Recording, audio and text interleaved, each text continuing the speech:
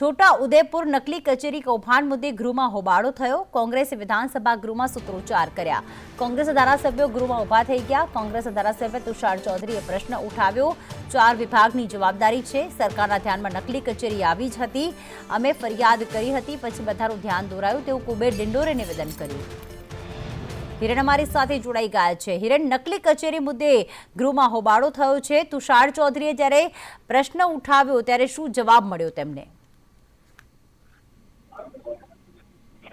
तो खास विधानसभा गृह प्रश्नोत्तरी काळ दरमियान आज खास महत्वनो मुद्दो जे नकली कांड हतुं ए नकली कांड मुद्दे कांग्रेसे विरोध कर्यो हतो ने एनी सामे कांग्रेसना तमाम धारासभ्योए एक ज मुद्दो उठाव्यो हतो। जो के सामे पक्षे राज्य सरकार तरफथी कुबेर डिंडोरे जवाब आपता कह્યું હતું કે 8 વર્ષથી આ નકલી કચેરી ચાલે છે, પરંતુ એના પહેલા એટલે કે કોંગ્રેસના સમયમાં નકલી ઢોરવાડા વગેરે ચાલતું હતું। એ પ્રકારના જવાબ આપતા જ કોંગ્રેસના તમામ ધારાસભ્યો વિધાનસભા ગૃહમાં પોતાના સ્થાન પરથી ઊભા થયા હતા અને સ્થાન પરથી ઊભા થયા બાદ તરત જ એમનો વિરોધ શરૂ હતો। સામે પક્ષે ભાજપે પણ વિરોધ કરતા બંને પક્ષના ધારાસભ્યો ઊભા થયા હતા। પ્રશ્નોત્તરી કાળ હોવાના કારણે વિધાનસભા અધ્યક્ષે તમામ ધારાસભ્યોને વિનંતી કરી હતી કે પ્રશ્નોત્તરી કાળ બાદ પોતાનો વિષય રાખી શકે છે। પ્રશ્નોત્તરી કાળમાં જે પ્રશ્નો સરકારના અથવા તો જે પ્રજાના પ્રશ્નો હોય છે એનો જવાબ અહીંયા ઉકેલ આવે તે પ્રકારની વાત અધ્યક્ષ દ્વારા કહેવામાં આવી હતી। જો કે કોંગ્રેસે સતત વિરોધ ચાલુ રાખ્યો હતો અને વિરોધ વચ્ચે કોંગ્રેસે વિધાનસભા ગૃહમાંથી પ્રશ્નોત્તરી કાળમાંથી જ વોકઆઉટ કર્યો હતો।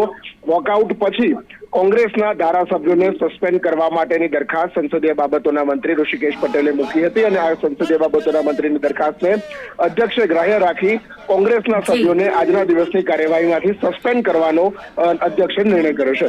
બિલકુલ, આભાર તમામ વિગતો માટે। બંધ કરો। માતાજીના પ્રસાદમાં ઘી નકલી, માતાજીના પ્રસાદમાં ઘી નકલી, પીએસઆઈ નકલી, ખાણ ખનીજના હુકમો નકલી, દારૂ નકલી, મંત્રીઓના પીએ નકલી, ટોલ નાકુ નકલી, પીએમઓ સીએમઓના અધિકારીઓ નકલી, સરકારી કચેરીઓ નકલી, બંધ કરો ભાઈ, બંધ કરો। નકલી કાર્ડ બંધ કરો। પ્રધાનમંત્રીની ડિગ્રી નકલી, પીએસઆઈ નકલી, ધારાસભ્ય નકલી, ધારાસભ્યના પીએ નકલી, સરકારી કચેરીઓ નકલી, ટોલ નાકુ નકલી, આખી સરકાર નકલી। चलो भाई रोल चलो